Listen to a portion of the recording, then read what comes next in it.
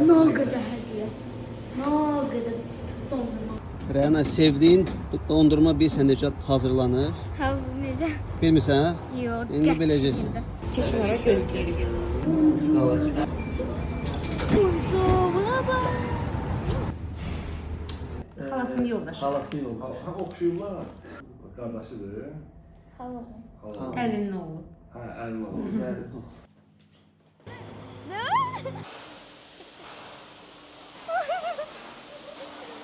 Ben de bilmiyorum ya.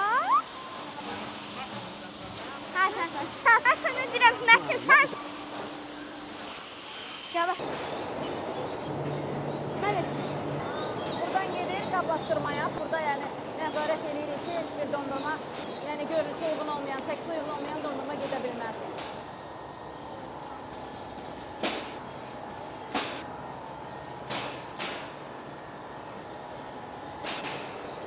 Maşınlar var, hazırdır. Azərbaycan hər yerdə. Bilirsində bu? Hayırlısın. Sevincindən bilmədim mən.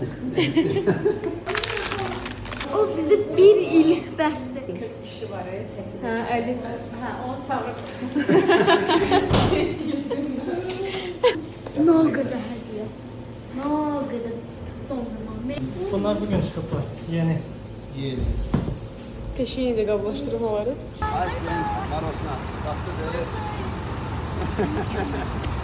Mətin, Rəna, xoşunuza gəldi? Mükemmel.